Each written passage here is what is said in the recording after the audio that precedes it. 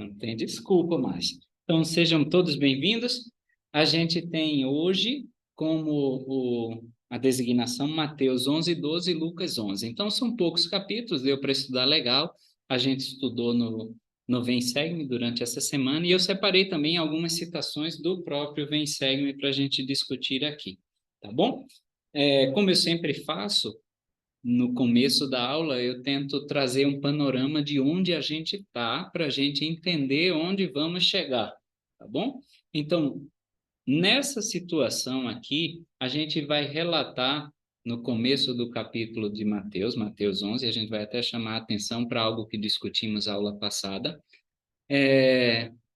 sobre a relação de parentesco que tinha Jesus, João Batista, Maria, Isabel, tá? Porque no começo de Mateus, João Batista já está preso, ok? Por conta da pregação dele, ele já está preso. E Jesus Cristo continua a sua pregação. Ele foi preso depois do batismo de Cristo e por aí vai, tá bom? Então, a versão do Rei Tiago, a King James, né, da Bíblia, retrata Isabel e Maria como primas, ok? Mas a palavra grega não significa realmente primo, tá bom? Significa parente, tá? Então, a gente sabe que havia algum tipo de relação entre Maria e Isabel, Isabel, mãe de João Batista, Maria, mãe de Jesus Cristo, mas a gente não sabe que tipo de relação é essa, tá bom?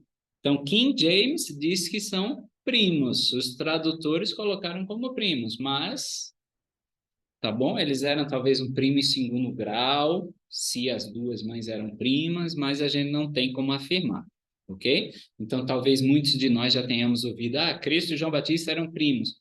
A gente não sabe de onde saiu isso, está saindo dessa passagem, tá? Do rei Tiago. Mas a gente não sabe, a palavra grega não quer dizer primo, quer dizer parente, tá bom? E olha que interessante, a gente discutiu aula passada que Mateus inicia lá em Mateus 4, é a tônica que ele tenta, e a gente até explicou sobre o inclusio, que era o envelope, né? Que tinha a parte inicial e a final contendo a mensagem principal no meio, que tem a ver com a mensagem inicial e a final. Então, vê só, no capítulo 11, Mateus 11, versículo 1, quem pode ler para nós? E aconteceu que, acabando Jesus, os 12 discípulos, partiu dali para ensinar e a pregar na cidade. Qual era o tema que era recorrente em Mateus? Vocês lembram que a gente discutiu na aula passada? Era ensinar, pregar e tinha uma terceira palavrinha. Curar. Ensinando, pregando e curando. Então é isso que mais uma vez ele vai fazer aqui nesses capítulos que a gente estuda. Vê que ele enfatizou ensinar e pregar e vai relatar curas de Jesus Cristo, tá bom? É um tema recorrente em Mateus, ensinar, pregar e curar, tá certo? E aí vamos ler os versículos 2 e 3. Quem pode? Isso. Mateus 11, 2 e 3. João, sem falar dos feitos de Cristo, enviou dois de seus discípulos, dizendo: És tu aquele que havia de vir ou esperamos outro? Comparem essa frase do versículo 3, és tu aquele que havia de vir, ou esperamos outro, com o que ele falou em Mateus 3:11. Compara lá, vamos abrir Mateus 3:11. E quem pode ler para nós? Eu, em verdade, vos batizo com água, para o arrependimento. Mas aquele que vem após mim é mais poderoso do que eu, cuja sandália não sou digno de levar. E ele vos batizará com o Espírito Santo e com fogo. Essa era a pregação de João Batista acerca de Jesus Cristo. E veja que ele diz que ele não é digno daquele que vem. E aí, Tinha um tempo atrás, não sei se é nessa escritura que coloca o paradigma as corridas da sandália. é essa escritura, só que relatada em outro evangelho. Okay. Então é por isso que está numa fraseologia um pouquinho diferente. Então vejam que ele diz, aquele que vem E depois, no versículo 3, és tu aquele que havia de vir? Oi, como é que João Batista agora está perguntando se era aquele que havia de vir, se ele já estava profetizando sobre Jesus Cristo, dizendo que era o que havia de vir? Né? Então, João Batista está dizendo, talvez, você realmente é aquele que viria? É essa a tônica da pergunta dele, né? Pode ser? Aí, estudando, a gente pode chegar a algumas perguntas para tentar entender João Batista nesse momento. Talvez João tivesse angustiado no cárcere dele, concordam comigo? Joseph Smith, quando estava angustiado na sessão 121 lá, quando ele fala, onde é que você está, Deus? Onde esconde o teu pavilhão? Então, talvez João tivesse tentando entender como é que Jesus era o Messias prometido, ele tinha testemunho disso, dizia que ia libertar os cativos e ele continuava preso. Ele continuava cativo. Então, ele está perguntando, talvez naquela angústia, é realmente você? Eu acreditava em você e por que eu continuo preso? Tá? Acho que é a mesma lógica que a gente usa para o presidente Nelson, por exemplo. A gente sabe que ele é um profeta de Deus, quando ele fala com todo mundo. Ok. A gente não faz, a gente... Principalmente quando a gente está num momento difícil, né? Exato. Será que realmente é o profeta de Deus? Ou será que é a igreja de Deus? Né? Então, por que não me liberta? Talvez João tivesse perdendo as esperanças. Isso não diminui nada, João. Ele era um ser humano, como todos nós, né? Sofria, tinha dúvidas, tinha dificuldades, como todos nós, tá? Aí a gente pode ver no versículo 4 e 5, vamos ver, porque ele mandou 2 discípulos para perguntarem, né? E aí eles voltam, ver o que acontece no 4 e 5. Vai lá. 11. Isso.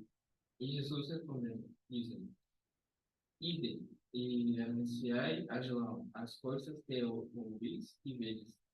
Os cegos veem, os coxos andam e os leprosos são purificados. E os surdos ouvem, os mortos são ressuscitados e o evangelho é anunciado aos pobres. Beleza, então vocês veem, lembram que a gente discutiu que João usa uma palavra diferente em grego para milagre, que pode ser traduzida como sinal. Então, Jesus Cristo mandou dar esses sinais para João Batista, que sinalizam que, João Batista, fica tranquilo, porque olha os sinais que sinalizam que eu sou o Messias. Tenha esperança, mantenha a fé, né? E aí, o que é interessante notar aí no versículo 4 e 5 é que Jesus Cristo está ok com isso. A gente tem dificuldade em acreditar, talvez em certos mandamentos, talvez na figura de Joseph Smith restaurando o Evangelho, no livro de Mórmon como uma escritura verdadeira, não sei qual é a nossa dificuldade. Mas Jesus Cristo está super ok com isso, ele está bom, tranquilo, não tem problema, eu entendo essa dificuldade de vocês, tá? E aí, ele pede que esses discípulos retornem para fortalecer João Batista, que está passando por esse momento, talvez de dúvida, talvez de desesperança, tá? E vejam como João Batista não caiu em nada na cota de estima que tinha com Jesus Cristo, porque veja lá em Mateus 11:11, o que ele fala de João Batista, que estava, nesse momento, desesperançado. Viu o versículo 11?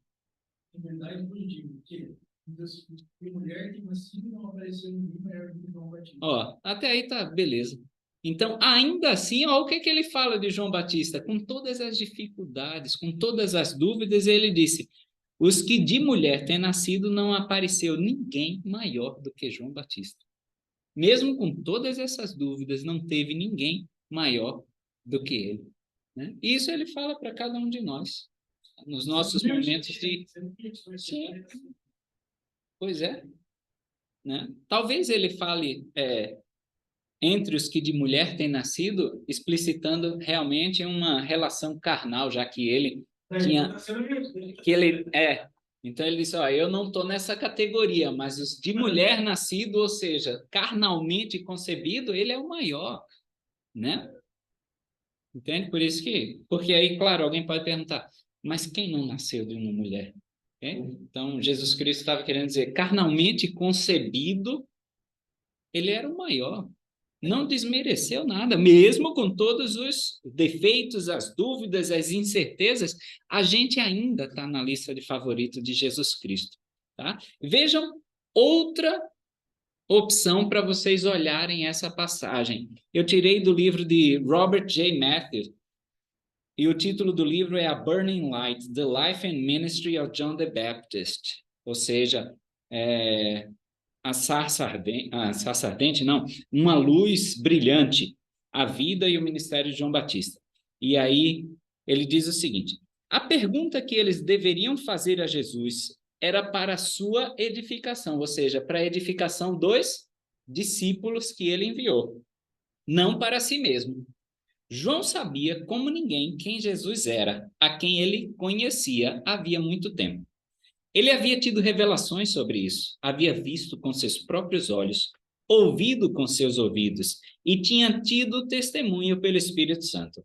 A resposta mais satisfatória parece ser a de que João enviou seus discípulos a questionar Jesus sobre sua identidade para que eles mesmos pudessem perceber a verdade da qual João havia testificado. Então, talvez João não tivesse desesperançado coisa nenhuma. Os discípulos é que tinham dúvida e ele disse, vai lá para Cristo e pergunta.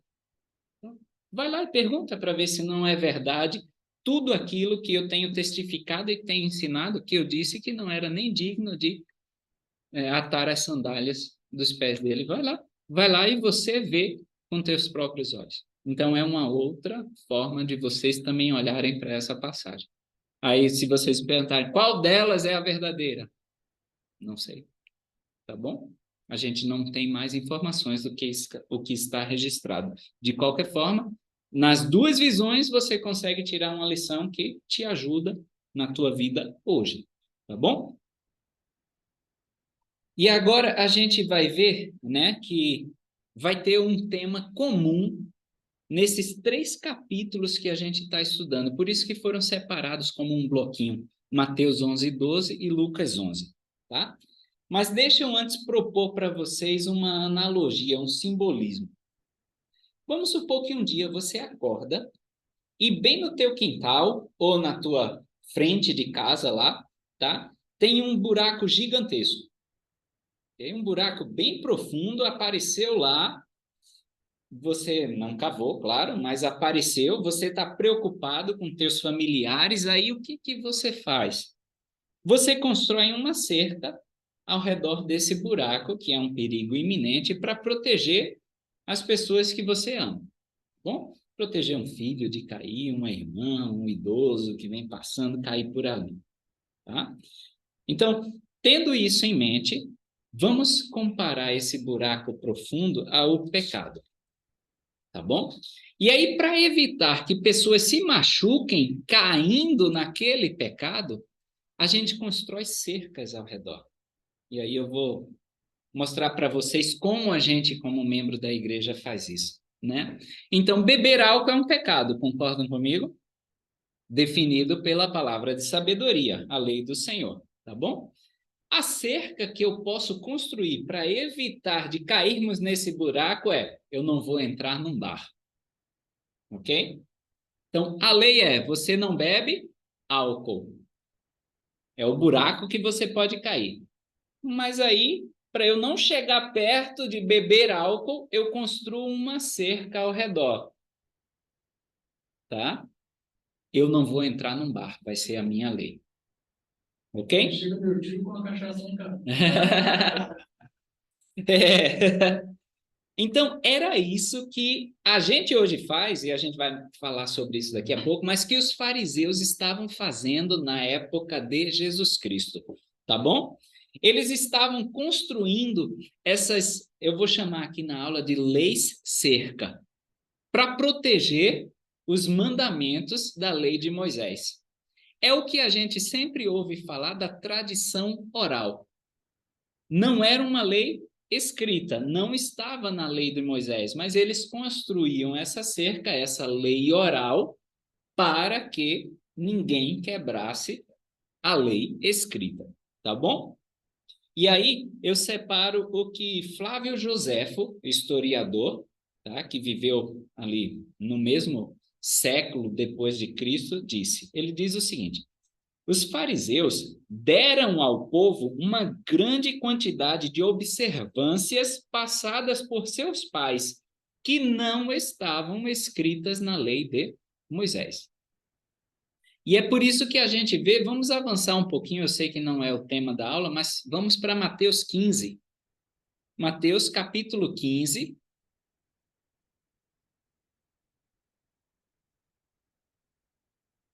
Versículo 2. Quem pode ler?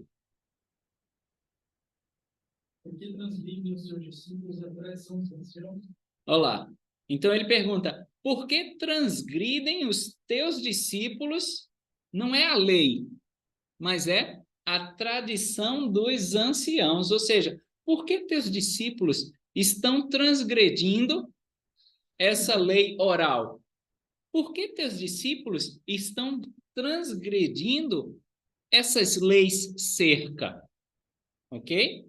E esses 3 capítulos, Jesus entra em embate com eles por conta dessas leis cerca, tá bom? E muitas dessas leis cerca protegiam o dia do Senhor. Eles construíram várias cercas ao redor da lei do dia do Senhor, de observar o dia do Senhor, que está na lei de Moisés. Lembra lá nos 10 mandamentos? Lembra-te do sábado, do dia de sábado para santificar, e das festas, ok? Das instituições, ok. Então, nesses capítulos, Jesus Cristo vai interagir com essas leis cerca, tá bom? E nós interagimos o tempo todo com essas leis cerca que a gente faz nas nossas vidas. Por exemplo, qual é o tipo de filme apropriado para um membro da igreja assistir? Ok? A Sabrina tem a lei cerca dela, o Abraão e a Ocari têm a lei cerca deles, eu, Gustavo, tenho a lei cerca a respeito de filmes, ok? Cada um faz essa cerca ao redor do buraco que seria talvez assistir alguma coisa imprópria, tá bom? O que é a modéstia no vestir?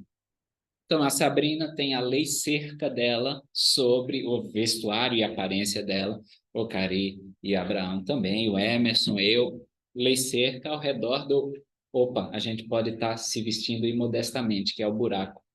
E eu criei essa cerca, tá? O que é lícito ou o que devo ou não fazer no dia do Senhor?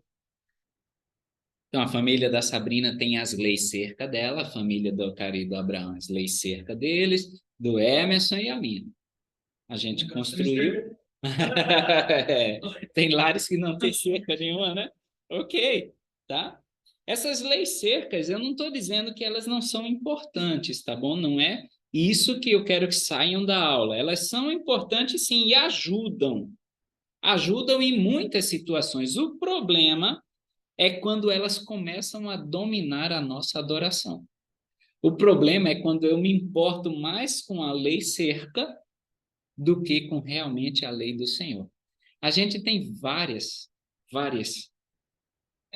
polêmicas na igreja acerca das leis cerca. Refrigerantes à base de cola. Toma ou não toma? Ah, eu tomo, eu não tomo. Tomo, não tomo. É pecado, não é?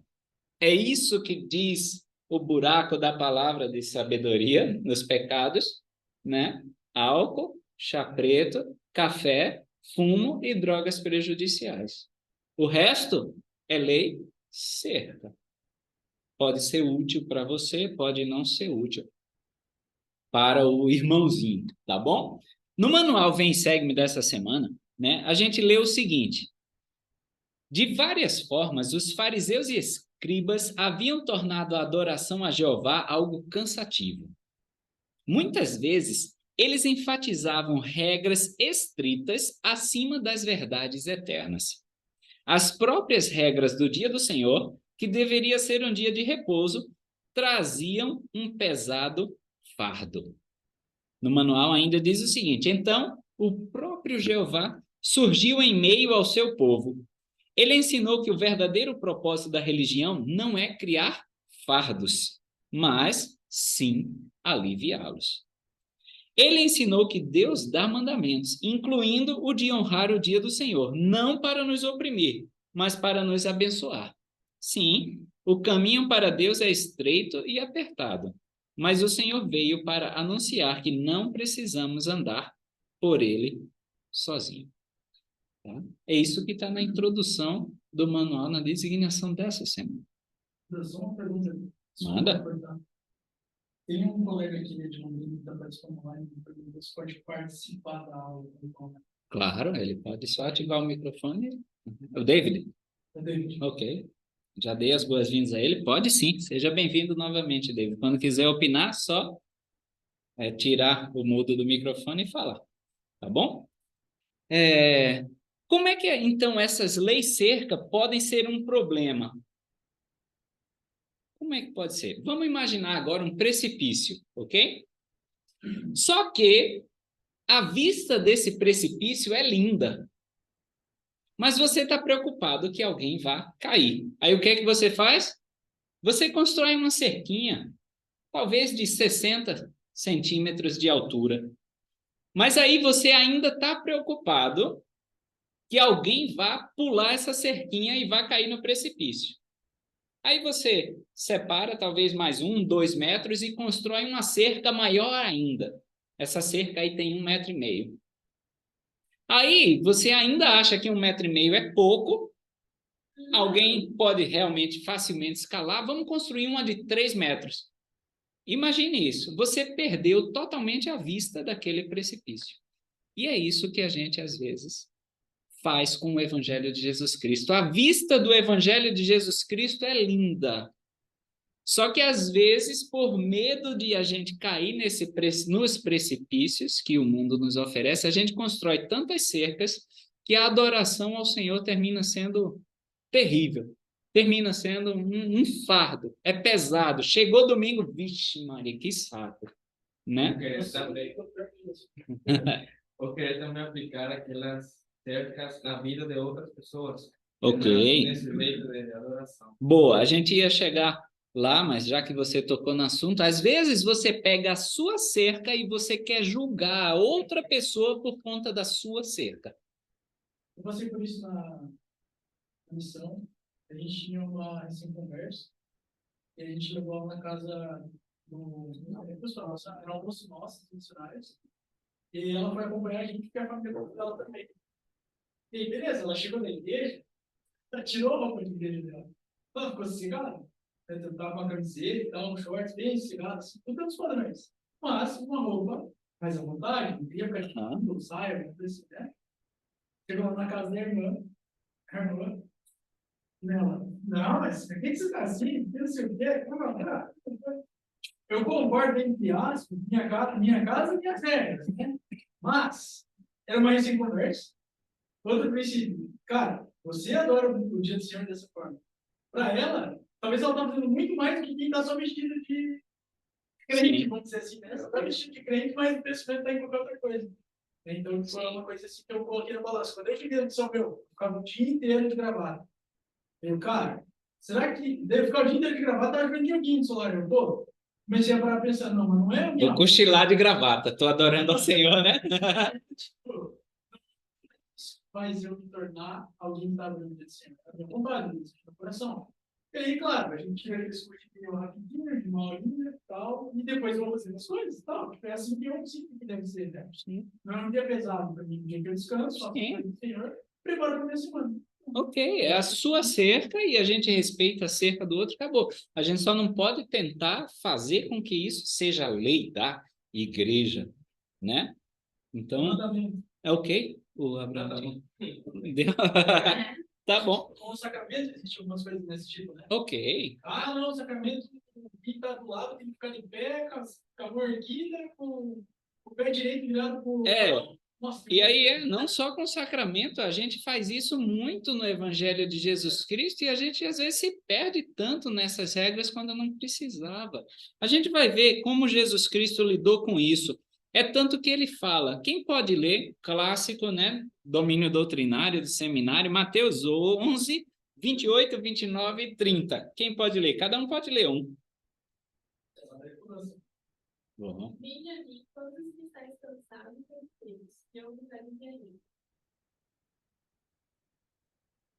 Tomai sobre vós o meu jugo, e aprendei de mim, que sou manso e humilde de coração. E encontrareis descanso para a vossa alma. Porque o meu jugo é suave, e o meu fardo é leve. Boa. Quando a gente lê essa escritura na igreja, a gente sempre vai para o lado do jugo, não é isso? Sempre fiz isso nas aulas e estudando para o Instituto esse ano, eu tive um olhar diferente, uma nova visão. Mas vamos falar da interpretação clássica. O que é um jugo? O jugo é aquela peça de madeira que é colocada, né, no pescoço dos bois para se dividir a carga. Então, é uma ótima interpretação, não sou contra ela, vale muito, né? Apesar de ser uma peça pesada, 50 quilos no mínimo, que vai adicionar a tua carga, mas você divide com outro boi, e aí você tem muito mais força. Nesse caso, o jugo está sendo colocado no meu pescoço e está sendo colocado no pescoço de um boi infinitamente superior, que é Jesus Cristo. Ok, é isso mesmo. Então, Jesus Cristo está ali carregando a carga da vida comigo. É uma interpretação muito boa, tá? Mas eu vou oferecer outra interpretação para vocês hoje. Sobre isso, posso fazer um? Claro, deve, por favor. Eu li a preparação da aula do seminário, eu disse isso, e tem uma analogia que sai, coloca um boi super forte, e o boi vira um vinho. O boi, o mais forte, maior, está carregando todo o peso. O outro não está nem alcançando direito no jugo. Mas o que ele está aprendendo? A andar no mesmo caminho e andar juntos, Okay, bom, e também. aprender a carregar pesado. Mas está perdendo um pouco neles, não está carregando metade do que vai carregar. Mas ele está começando a aprender. Então, a gente não tem a capacidade de carregar o preço que se carrega, mas a gente está aprendendo. A gente está dando os primeiros passos no caminho dele, estreito e apertado. Boa, ótimo. Muito bom, obrigado, Emerson. E eu vou oferecer, então, uma outra, tá bom? A gente tem que se lembrar que a divisão de capítulo e versículo não existia para eles, tá bom? Então, a gente às vezes também fica muito preso. Terminou o capítulo 11, acabou, agora é capítulo 12. Não, era um fluxo contínuo da história. E vamos avançar um pouquinho, vamos ver o que vem logo no capítulo 12. Começa, né, com a história, vamos ver, ó, no 30 ele diz, porque o meu jugo é suave e o meu fardo é leve. Aí no capítulo 12, o comecinho já é a história dos discípulos colhendo espigas no meio do caminho e comendo, só que é dia do Senhor. É o sabá, tá? Ou sábado, o dia santificado, o dia do Senhor, tá bom? É o que a gente encontra logo após essa história que ele diz, o meu jugo é suave e o meu fardo é leve. Então, o que vem logo depois? É uma história sobre leis cerca, tá? E Jesus se encontra com os fariseus que vão criticar os discípulos pelo que estão fazendo no dia do Senhor, tá? Vê só, na época de Cristo, ok? Existia mais de 39 regras sobre o que se devia fazer ou não no dia do Senhor. Eu vou dar um exemplo aqui para vocês. Você não podia colher, você não podia limpar as colheitas, você não podia moer, não podia peneirar, não podia tecer, não podia cozinhar, não podia tosquiar, não podia lavar, não podia bater, não podia tingir, não podia tecer, tá? Não podia fazer 2 nós, ok? O que podia fazer? Então, não podia fiar 2 fios, não podia separar 2 fios, tá? Não podia nem amarrar um nó, não podia desatar um nó, não podia dar 2 pontos, tá? Não podia rasgar para que você não tivesse que dar esses pontos, né? A costura, né? Não podia caçar uma gazela, não podia matar, não podia chicotear, não podia salgar, não podia curar o couro, tá? Não podia raspar, não podia cortar, não podia escrever duas letras, não podia apagar, tá? Para que não pudesse escrever duas letras. Pois é, isso tinha 39 leis. Na época de Cristo já tinha sido expandido isso. E é por isso que eles pegam no pé de Cristo aí, nessa passagem com os discípulos, tá? Vocês veem a história aí, e no comecinho logo de Mateus, e eu vou cruzar essa história ou essas leis cerca que o Salvador estava sendo contra dos fariseus com Mateus 23, quem pode abrir lá?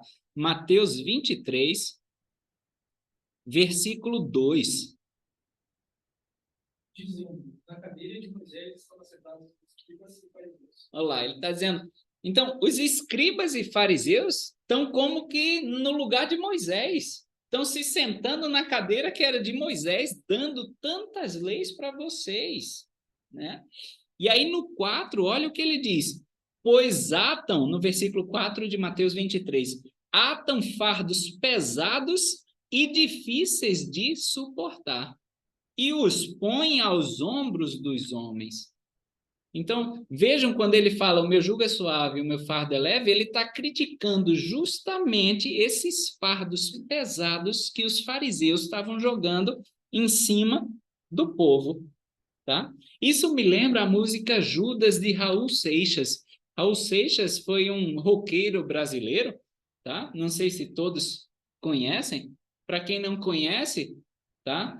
Ele é bem famoso aqui no Brasil, mas o nome da música é Judas, e diz o seguinte no refrão, mas é que lá em cima, lá na beira da piscina, olhando os simples mortais, das alturas fazem escrituras, e não me perguntam se é pouco ou demais, né?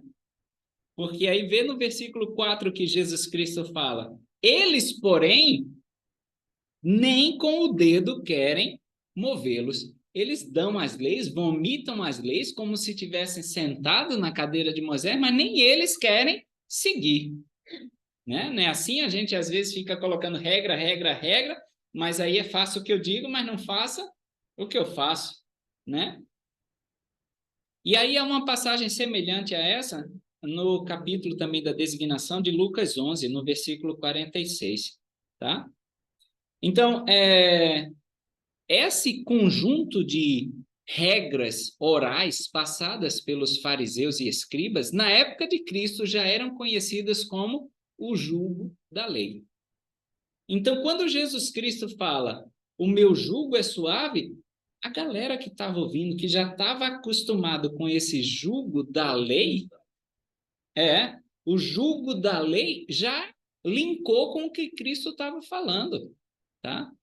Talvez eles não tivessem nem pensado logo no jugo dos bois, mas estava pensando logo no jugo da lei que os fariseus tinham posto sobre eles. Eu pensei que isso que ele falou, que esse jugo mais leve, fez me lembrar que, tipo, um cumprimento daquela outra escritura que ele falou, que ele ia libertar Os que estão oprimidos, claro. Né?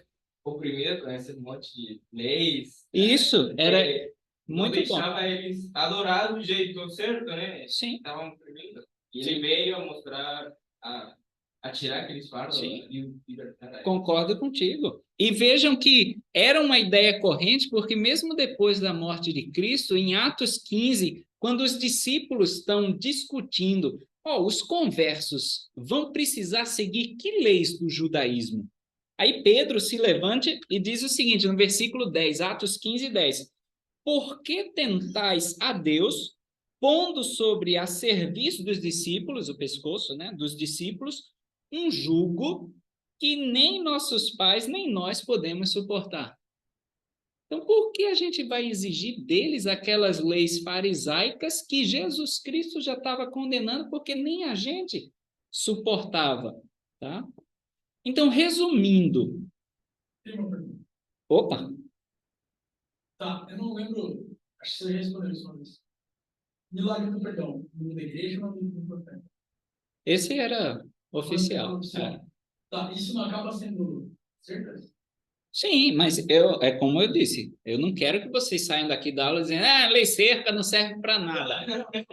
A gente vai falar que uma lei seca, quando emitida por um profeta, opa, tá? Uma lei seca, quando uma lei seca, quando é dada por um profeta, é melhor a gente ouvir, sabe? Isso, é mais até que um conselho. Opa, é melhor ficar bem esperto. Porque, por exemplo, a palavra de sabedoria foi dada como princípio e depois foi tornada mandamento, né? Então, quantos dos conselhos a gente tem, a gente próprio já passou por isso. A gente ouve na conferência geral um conselho que depois se torna uma norma, vamos dizer assim, da igreja. Então, tá? São boas, sim, mas isso não pode atrapalhar a nossa adoração. E quando vem de um profeta, a gente vai falar isso daqui a pouquinho, a gente deve realmente respeitar. Tá bom? Tranquilo? Então, resumindo, talvez Cristo estivesse dizendo: vinde a mim, todos vós que estão cheios de tantas leis cerca, porque o evangelho que trago é simples, é amar a Deus e ao vosso próximo, sem essas invenções que nem estão na lei. É esse o evangelho dele. Como Jesus, um menino estava visitando lá, ele chegou e ele também no meu quarto. Ele só foi no domingo, ele pegou tipo, toda a parte o espiritual do Collins. Uhum. Ele foi segunda e terça. Aí, beleza.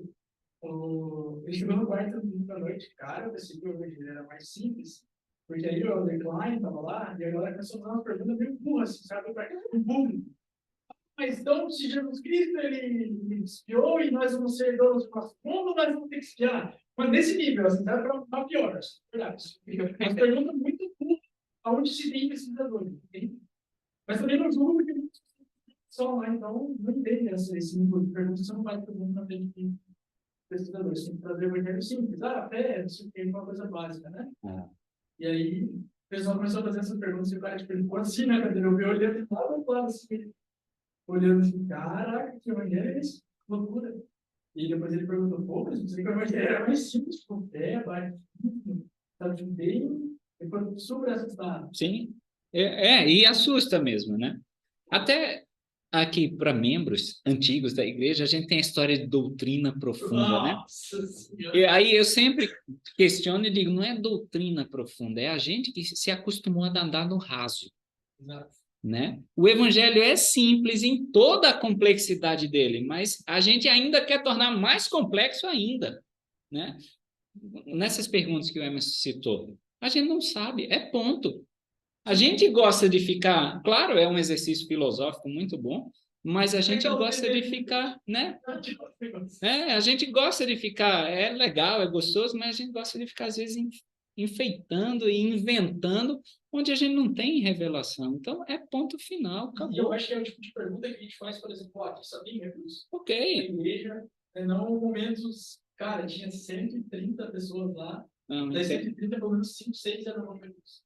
Entendo. Foi muito tenso, foi muito estranho. E aí é estranho mesmo, né? Estranho. Eu separei uma citação sobre isso de Dieter Uchtdorf. O discurso é O Amor de Deus, que foi dado em outubro de 2009, eu compartilhei no grupo. Mas essas leis cerca, né, podem tornar-se um problema para alguns, porque há tantas coisas que devemos fazer e tantas que não devemos fazer, e o simples ato de tê-las sempre em mente pode ser um desafio. Só de saber o que tem que fazer e o que não tem que fazer já pode ser o desafio, porque é tanta coisa. Às vezes, ampliações bem intencionadas dos princípios divinos, muitas vezes provenientes de fontes não inspiradas, complicam ainda mais as coisas, diluindo a pureza da verdade divina com adendos criados pelo homem. Uma boa ideia que funciona bem para determinada pessoa pode criar raízes e se tornar uma expectativa. E, gradualmente, os princípios eternos podem se perder no labirinto das boas ideias.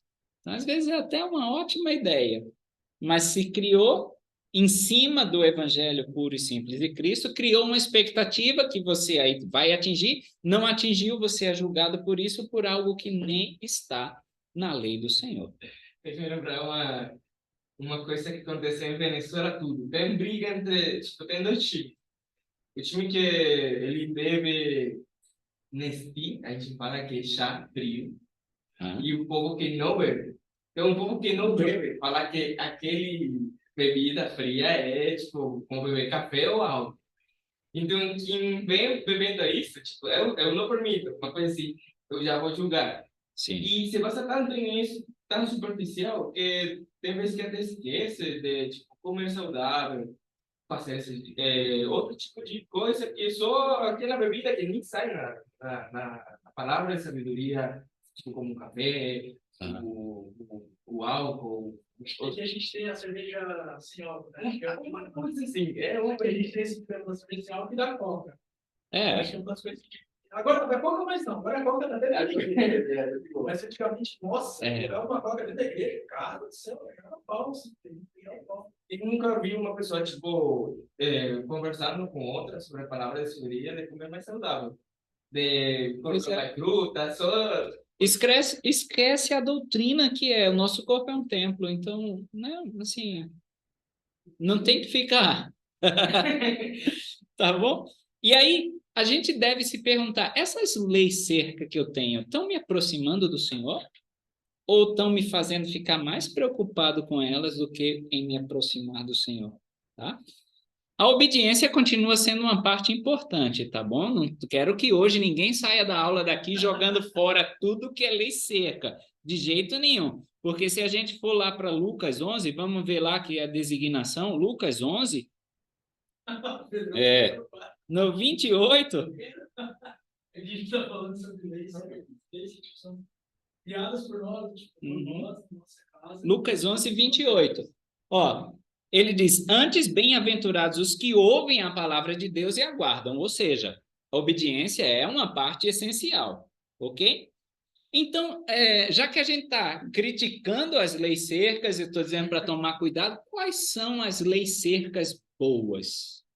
Como é que a gente pode discernir? Essa é uma lei cerca que é legal, tá bom? São aquelas que são dadas pelo Espírito Santo e pelos profetas, ok? Tem uma, tipo, comum, assim, que não é mandamento, que a gente usa. Não consigo pensar em uma agora. Uma lei cerca que, tipo, o profeta falou.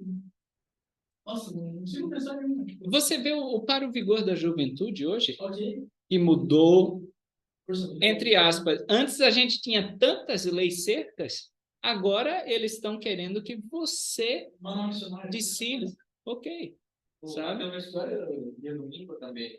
Eu não falo que tem que ser obrigatoriamente para os nossos homens camisa branca e gravata. Sim. Assim. Só tem um padrão que a gente utiliza Sim. e é legal. É. Se uma pessoa vir de outro jeito, aí você já olha... O manual aconselha que seja a camisa branca, mas se for de outra cor... Isso aí, a camisa branca. Isso, ele aconselha, mas se for de outra cor, não se impede ninguém de abençoar. Foi o William que falou, ensina esses princípios bons e eles se governam sozinhos? Foi o próprio Joseph Smith. É isso. Você ensina os princípios e eles são os árbitros. Então, né, a gente se governa.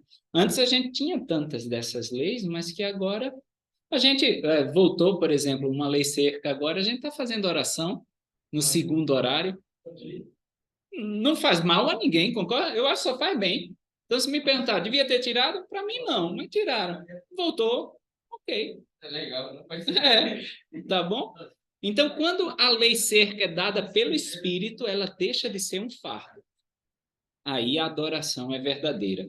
Eu tenho uma citação de Russell M. Nelson.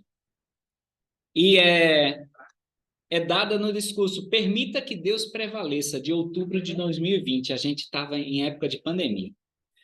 Quando seu maior desejo é permitir que Deus prevaleça, quando seu maior desejo é ser parte de Israel, muitas decisões se tornam mais fáceis.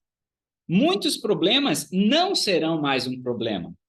Vocês saberão a melhor forma de se vestir, saberão a que assistir e ao que ler, em que despender seu tempo e com quem se associar. Saberão o que querem realizar. saberão que tipo de pessoas realmente desejam se tornar. Então, quando você tem ciência disso, aí tudo vai ficar mais fácil, né? Aí você consegue discernir quais são as boas leis certas para você, que você vai estabelecer na sua vida, né? Eu acho que também algo importante com a cerca do Espírito é que ela, para mim, não para o Pedroso, se é uma experiência que eu tenho e o Espírito me fala uma lei certa, eu não vou falar ao Pedroso, você também tem que fazer isso, porque foi um mandamento para mim. Não, não é tipo, você tem que fazer o outro que a gente tem que fazer isso. Sim. A gente aprende uma coisa e acho que é para todo mundo que tem que fazer. Sim, concordo. Tem gente que vai dizer, eu só ouço música da igreja. Ok, se te serve assim, beleza. Eu não vou ouvir só música da igreja. Tem muita música boa fora. Tô lendo um livro, é da igreja? Não, então eu não leio. Ok, eu leio vários de fora da igreja, porque tem muito autor bom. A gente vê tantas autoridades gerais no púlpito da conferência geral citando autores de fora da igreja.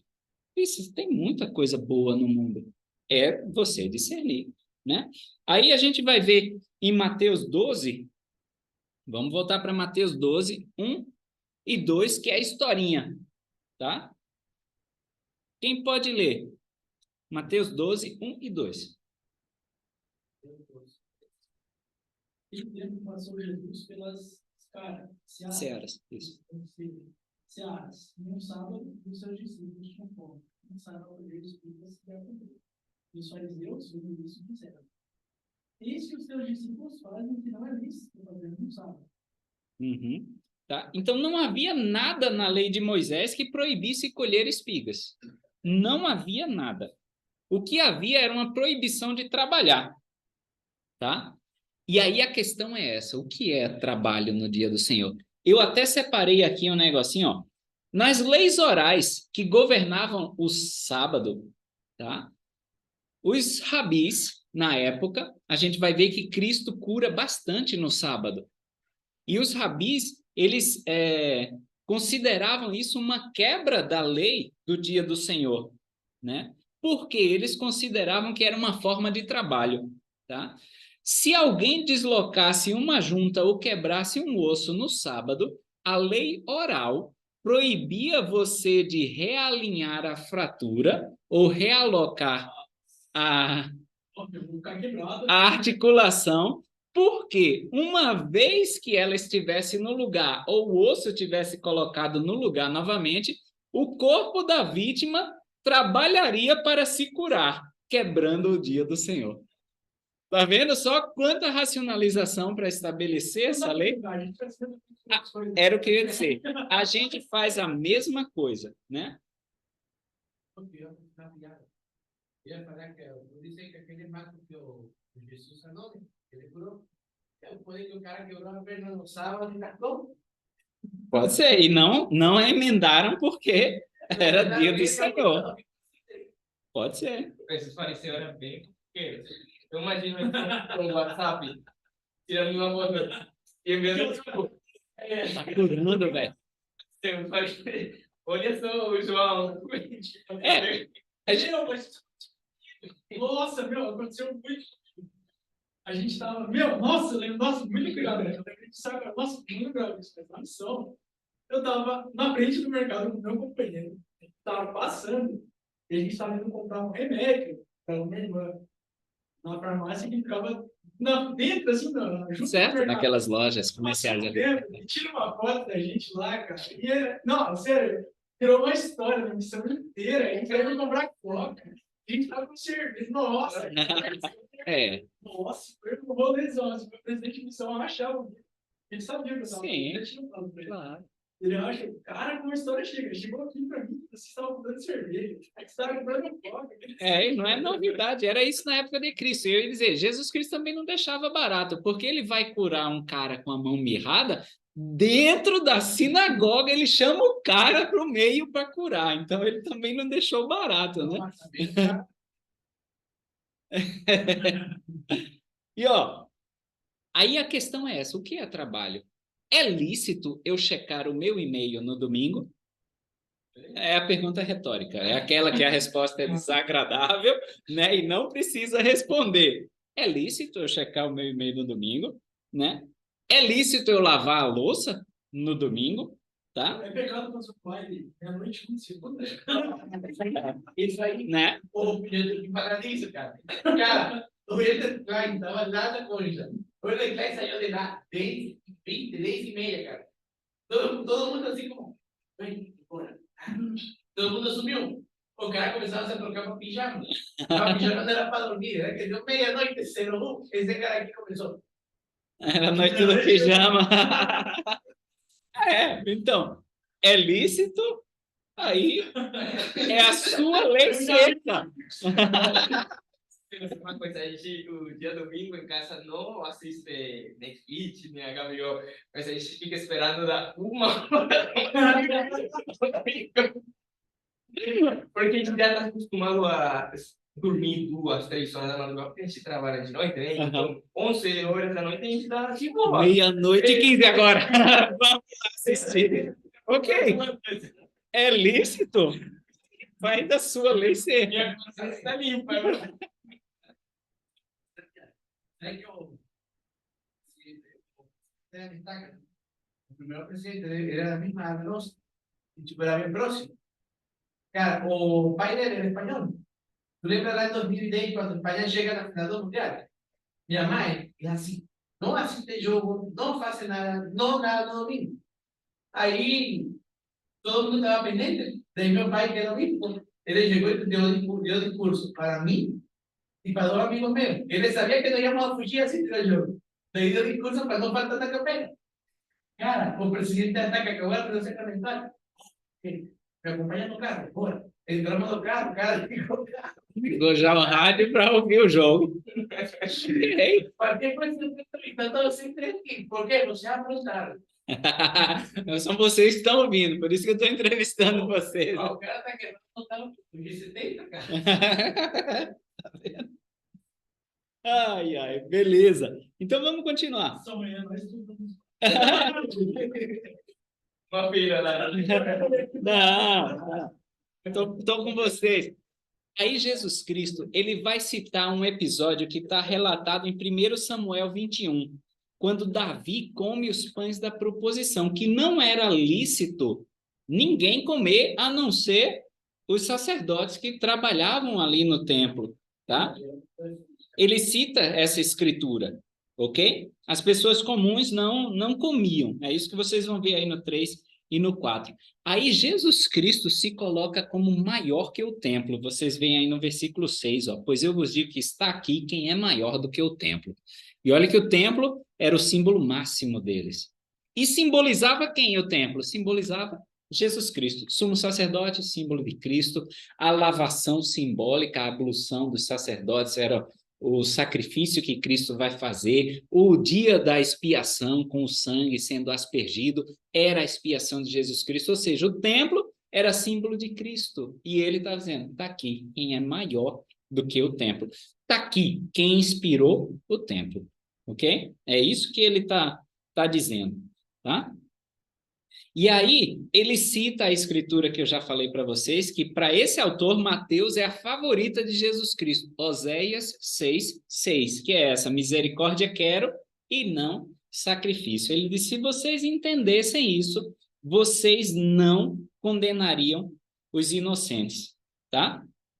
E a gente pode ver dessa história das leis cerca, né?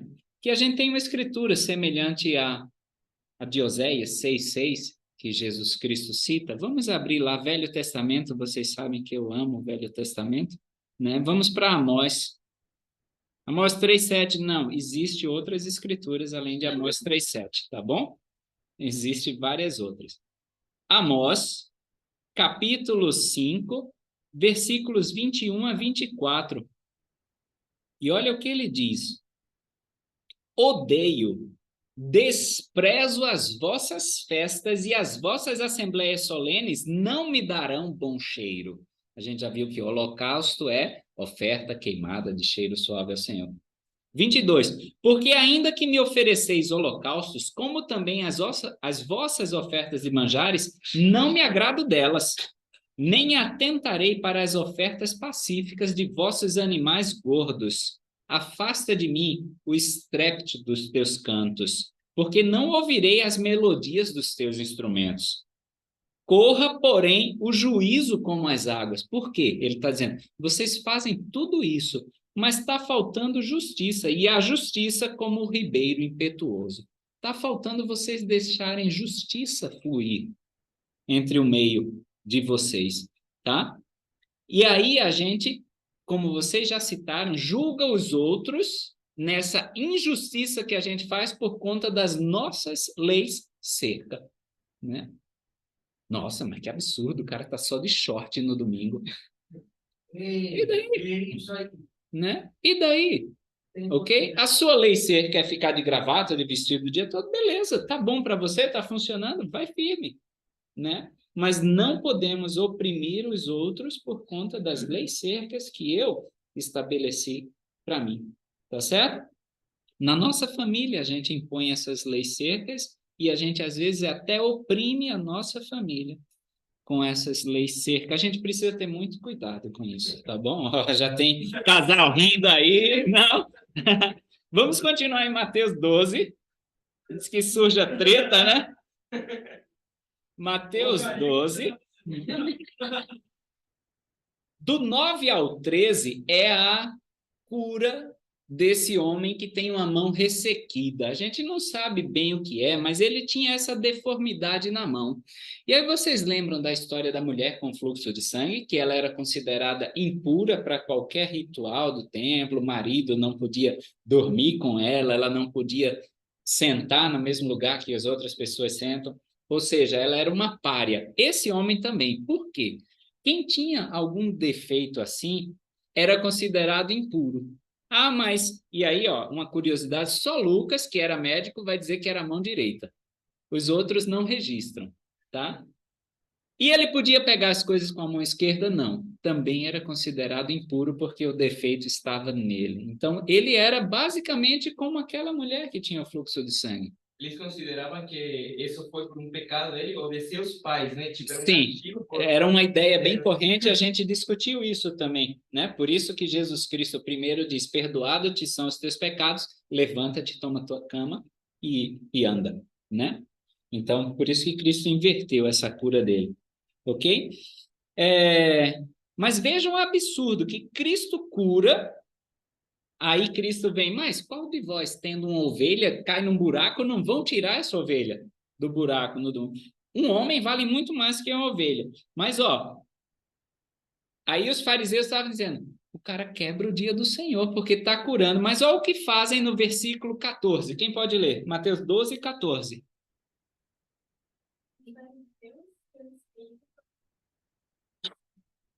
Ok, então, curar é ilícito, mas formar conselho no domingo para matar outra pessoa, não, tudo bem, de boa, ok, né? É mais divertido do que curar, sair curando, né? Tá vendo? Vejam a hipocrisia como trabalhava na época, né? Então, Satanás claramente estava agindo na época de Jesus Cristo, mas não estava agindo nessas pessoas que possuíam alguma deficiência, estava agindo no coração e na mente desses fariseus, tá? E não só fariseu, muitos do povo também, tá bom? Uma pergunta, eram mortos aquelas pessoas que eles pegavam, quebrantavam o dia sábado, o dia do Senhor? Não eram mortos, tá? Mas eles tinham um ritual de purificação que você fazia no templo. Você tinha que... Levar, tipo, aquela... Isso, você tinha que fazer uma oferta no templo, se apresentar ao sacerdote, tinha todo um trâmite, tá bom? Aí vem o versículo 37 e 38, tá? Porque eles começam a pedir sinal para Jesus Cristo, mas vamos segurar aí, porque a gente agora vai dar um pulinho em Lucas 11, que é a nossa outra designação. Lucas 11. Aí vamos nos mesmos versículos, 37 e 38. Porque eles vão criticar Jesus Cristo, tá? Porque ele não se lavava antes de jantar. Não estava lavando as mãos. E não era uma questão de higiene, porque não se tinha essa higiene toda, ok? Mas era alguma ablução extra instituída pela lei cerca dos fariseus. Era quanto a isso que eles estavam criticando Jesus Cristo, tá? Não era uma lavação preconizada pela lei. E Jesus Cristo não estava nem aí para essas leis secas que eles estavam colocando em cima do povo por conta do capricho deles, né? E aí ele fala classicamente, ó, no versículo 39. Quem pode ler? Lucas 11:39. Ele diz: vós, fariseus, faz agora o exterior do copo e do prato, porém, o vosso interior está cheio de rancor, maldade. Há tanto que o manual até sugere, quando você estivesse fazendo uma atividade em família, perguntar para um filho, quando estivesse lavando louça com ele, vamos só lavar a parte externa do copo e deixar o interior sujo, né? Claro que isso é revoltante, mas é isso que a gente faz nas nossas vidas. A gente coloca gravata, passa um gelzinho no cabelo, né? Vem para a igreja, escova os dentes, bonitinho, vem para a igreja. Aí terminou aí 11 horas, vixe, a gente nem reconhece mais a pessoa, né? Eu tenho. Do jeito que trata a mãe, do jeito que trata a esposa, talvez os filhos, nas atitudes que vá tomar, né? Durante a semana. Então, às vezes, o nosso foco tem sido obedecer cada coisinha pequena da lei e a gente deixa passar coisa grande. É por isso que em Mateus 23, tá? Ele vai dizer semelhantemente, e no 24 ele vai falar do mosquito e do camelo. Lembra? Vocês coam um mosquito, mas engolem um camelo. Ou seja, o mosquito era um animal impuro perante a lei de Moisés. O camelo também era um animal impuro. Os dois tinham que ser tirados da alimentação, né? Mas aí o que é interessante, a gente mantinha. O pecadinho que é interessante, a gente mantém. É o camelo que a gente engole. Mas aí, a menor coisinha a gente quer tirar. Ah, mas aí domingo eu tô só de gravata, né? Nem ligo a TV no domingo, né? Não é assim que a gente faz essas leis cercas? E aí a gente julga os outros, mas aí não, era um churrasco de família, a gente nadou no açude, todo mundo junto, o Evangelho de Cristo é família, né? Ok, aí você decide, é a sua lei cerca, mas qual é o mosquito que você vai coar e o camelo que você vai engolir? Tá? Tuas leis cercas vão te ajudar a isso, tá bom? Aí eu tenho uma citação do David A. Bednar, do livro dele Increase in Learning, e diz o seguinte: a aplicação de um princípio como itens em longas listas de afazeres de muitos membros tende a receber a atenção desproporcional e excessiva. Não estou sugerindo que a aplicação nunca deva ser estudada, aprendida ou ensinada. Aplicações apropriadas são necessárias, mas nunca podem estar sozinhas. O que se necessita é um equilíbrio entre doutrina, princípios e aplicações. E, para muitos membros conscientes e diligentes, existe um sério desequilíbrio. Isso é David A. Bednar falando. Ok? Aí James E. Foster também, estudando para aula, esbarrei nessa citação dele, dizia: o seu criticismo pode ser pior do que a conduta que você está tentando corrigir. Okay? Então, às vezes, essa tua lei cerca é pior do que a conduta do irmãozinho que você deseja corrigir. Porque aí você fica julgando, fica criticando, fica usando a sua régua para uma coisa que nem é do Evangelho de Jesus Cristo, do Evangelho simples de Cristo. A gente deve ter o cuidado, então, através do Espírito, tá? Para não descartar as leis cercas e não adotar as leis cercas que não seja por conta do Espírito, tá bom? Muitas vezes, uma lei certa do profeta, a gente não entende o porquê, mas a gente deve lembrar que ele é o vidente do Senhor, ele consegue ver coisas que a gente não consegue ver, e por isso estabelece aquela lei cerca, tá bom? E aí, no começo desse capítulo 11 de Lucas, vamos voltar ali um pouquinho, né? Após Jesus orar, um discípulo vai dizer: Jesus, ensina a gente a orar, diz como é que a gente ora, né? E aí vê no versículo 2 qual é o título que ele escolhe para Deus. Qual foi o título? Ele escolheu o título de Pai. Ele não desmereceu Deus, porque veja que logo depois ele diz: Pai nosso, santificado seja o teu nome. Ele reconhece que é um santo, né? Mas de todos os títulos, sei lá, Senhor dos Exércitos, Criador, ele escolheu o título de Pai. Coisa bem simples, como deve ser as nossas orações.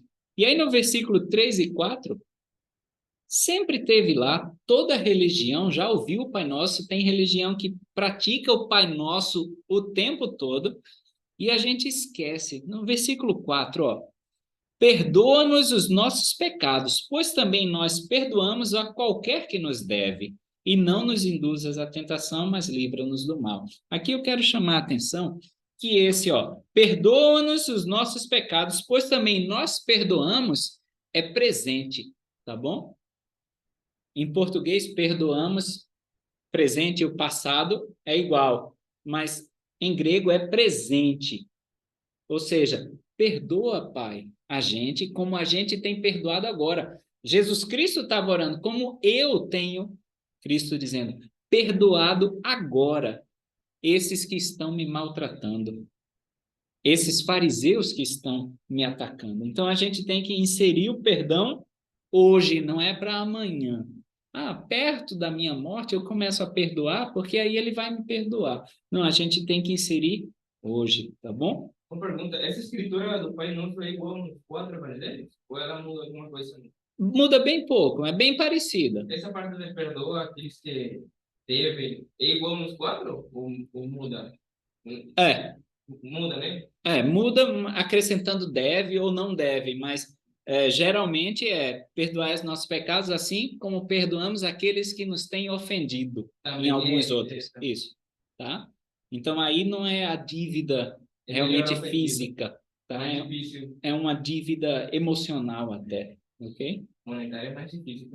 Pode ser também, concordo, tá?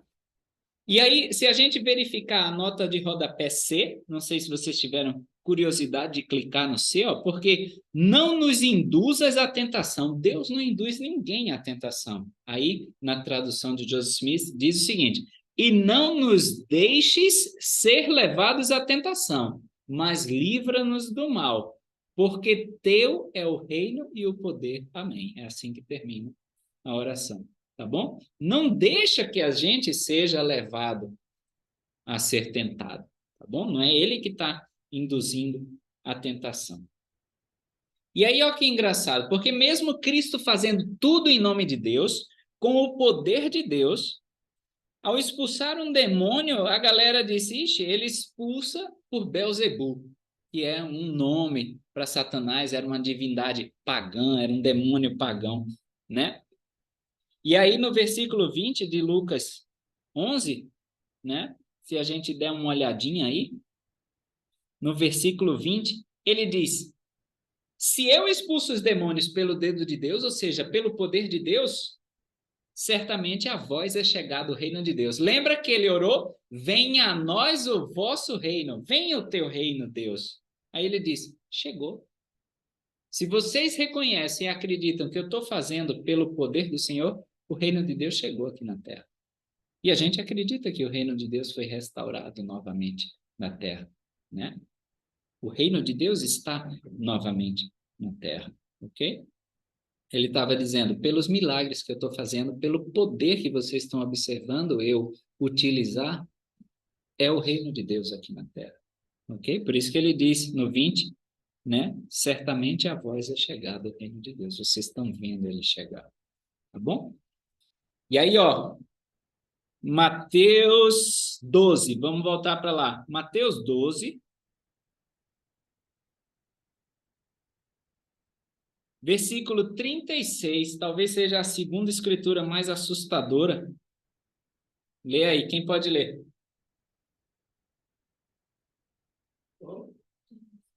Mateus 12, 36.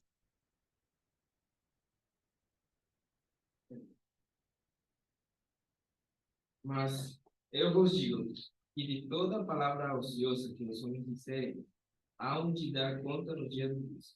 Tá vendo? Aí, se vocês me perguntarem qual é a escritura, então, mais assustadora, é Alma 12, 14, talvez, que ele fala das palavras, das ações, dos pensamentos, tá? A gente vai ter que dar conta no último dia do juízo, né? Mas aqui eu faço uma parte e eu vou reescrever essa escritura para os nossos dias. De toda a palavra ociosa que os homens disserem, postarem, enviarem como mensagem, transmitirem em lives, né? Hão de dar conta no dia do juízo. Então, se o Salvador pegasse meu feed do Twitter, ele ia dizer, opa, é isso mesmo que você quer dizer? Ou do Instagram, minhas postagens do Instagram, é isso mesmo que você queria dizer? Do Facebook, minhas mensagens do WhatsApp, era isso mesmo que você queria dizer? Ele estava, Emerson, sabe, era isso mesmo que você quis dizer? E a gente vai ter que dar conta. Por isso que o Senhor enfatizou a importância da gente buscar em cada pensamento, Doutrina e Convênio 6, lá no finalzinho, versículo 36. Tá? Pensamentos puros levam a palavras, ações puras. Ok? E aí eles começam, como eu falei antes da gente trocar para Lucas 11, a pedir sinais. Quero um sinal de que você é o Messias, quero um sinal. E ele disse, não vai ter sinal nenhum, velho. O sinal é o sinal de Jonas. Não vai ter sinal nenhum para você, já foi dado, é o sinal de Jonas. Ele explica aí, ó, no versículo 40. Como Jonas esteve 3 dias e 3 noites no ventre da baleia, assim estará o Filho do Homem 3 dias e 3 noites no seio da terra. Era o período que ele passaria morto, né? Mas o sinal de Jonas é maior do que isso, e eu vou expandir a mente de vocês para o sinal de Jonas. É muito mais semelhante com Cristo do que a gente pensa. Por exemplo, né? Jonas dormia no barco durante uma tempestade. Cristo, há pouco tempo, a gente estudou, dormia no barco durante a tempestade. Tá bom? Ambos estavam rodeados de pessoas amedrontadas que acordaram raivosamente o profeta. Eles acordaram Jonas dizendo, o problema é teu aí, é você no nosso barco. Acordaram Jesus Cristo para dizer, mestre, não liga não que a gente vai morrer, né? Mais um sinal de Jonas, tá? As tempestades foram milagrosamente calmadas, um porque jogaram Jonas fora do barco, outra foi por Cristo, e os companheiros de Jonas e de Cristo foram salvos.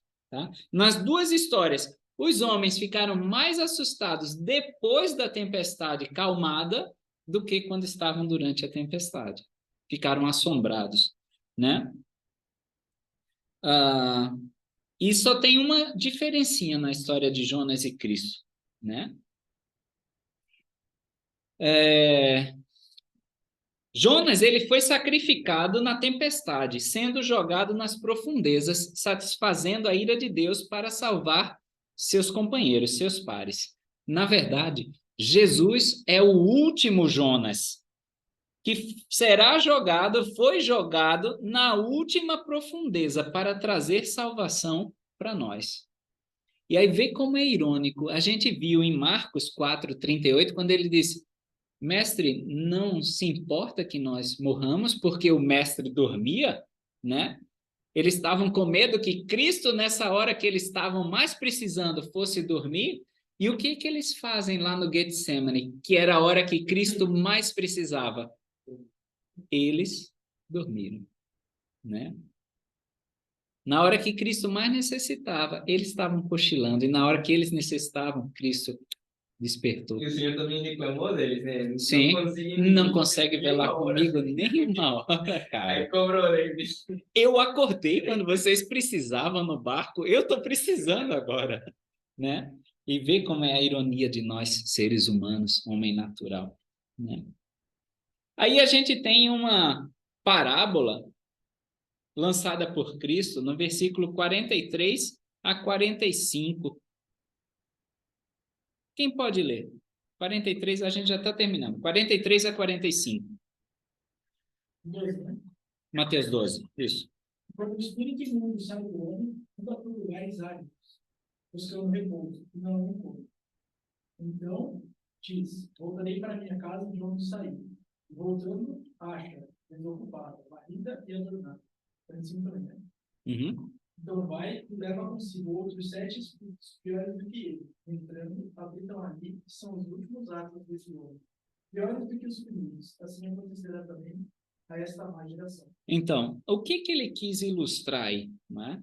Ele tipifica aí a condição daquelas pessoas que chegam a conhecer a verdade e depois abandonam essa verdade e fazem coisas piores. Não estou dizendo aqui eu ou você que cai toda semana. Eu caio toda semana, né? Eu abandono a verdade toda semana e faço coisas erradas, né? Mas aqui, se você vir a nota de rodapé A, ele vai remeter para a tradução de Joseph Smith de Mateus e ele fala justamente daquele que peca contra o Espírito Santo. É aquele que foi convertido, chegou a conhecer a verdade, é como se define pecar contra o Espírito Santo. Você vê o sol e ainda vai dizer, não, não existe sol. Não é o sol. Ok? Então, isso é pecar contra o Espírito Santo. Não é o conhecimentinho que a gente tem aqui, não. Sim, tá bom? Então, é sobre essas pessoas que Cristo está falando. Claro, a gente pode aplicar num nível menor. Quantos de nós hoje, assim, quando se afastam da igreja, termina falando coisas mais horríveis do que a gente falava antes, quando estava se afastando da igreja? Ok? Então, é essa a ilustração que ele faz com essa parábola da casa do espírito que sai, aí a casa está toda arrumadinha, aí quando volta, ele traz mais 7 espíritos, ou seja, faz coisas piores ainda contra o Filho de Deus. Tá? Então, é desse tipo de negar o Espírito Santo que o Senhor está falando. E aí tem uma história legal, né? Do 46 ao 50, que ele estava lá pregando, e aí disseram, ó, tua mãe e teus irmãos estão aí para te visitar. A gente não vê José mencionado, então a gente não sabe se José está vivo nessa época, ok? Fala da mãe e dos irmãos de Cristo, mas a gente não sabe onde estava José, se ele continuava vivo nessa época ou não, tá bom? Aí Jesus Cristo responde o seguinte, no 48, pode até parecer meio grosseiro. Quem pode ler o versículo 48? Mateus 12, 48. Porém, ele respondendo, disse falaram: quem é minha mãe? E quem são meus irmãos? Uhum. Aí ele pergunta, mas quem é minha mãe? Quem são meus irmãos? Muitos, Bom, muitos até interpretam, mas, né? Mas ele queria ensinar. Quer fazer parte da família de Cristo? Quer? Beleza, é simples. Aí ele diz, como então? Está lá no versículo 50. Oi? Ok, então, qualquer que fizer a vontade de meu Pai que está nos céus, esse é meu irmão, irmã e mãe. Ou seja, cumpriu a vontade do Senhor, está na minha família, entrou para a nossa família, tá? Talvez Jesus Cristo tenha falado isso, uma curiosidade. Vamos abrir lá em João 7,5. João 7,5. E quem pode ler para nós? porque nem ainda seus irmãos iam. Os meio-irmãos de Jesus Cristo não acreditavam no papel dele ainda como Messias. Então, talvez isso possa ter sido uma alfinetadinha de Cristo, né? Quanto a família dele, que nem a própria família dele estava acreditando. Tirando a mãe, né? Ok. Ela já desde o começo sabia. Com a gente, né? A missão Não converteu a mãe, né? Como é que... então, infelizmente, né? Então, é essa aula que eu queria deixar hoje com vocês, enfatizando. As leis cercas são importantes? Sim. Não vamos jogar todas fora. Mas vamos, a partir de hoje, talvez ter mais cuidado. Para não julgar outros pela sua lei cerca. Tá bom? Tirando a casa dos outros agora.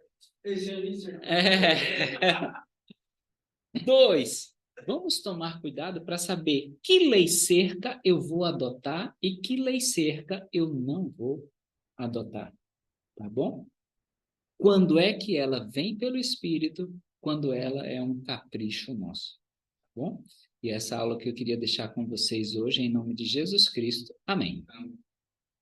Uma coisa sobre a lei cerca. Quando, tipo, imaginando que eu moro com meu pai e ele colocou uma lei cerca na casa para nós, filhos dele, tipo, como eu estou dentro da maiodomia dele, como ele é um sacerdócio, eu devo obedecer aquela lei, né? Sim. Tipo, não é que não vou obedecer mais porque Entendo. Não, aí você obedece porque você honra o pai ou a mãe, mas aí traz ele para assistir a nossa aula aqui e aprender sobre a lei cerca.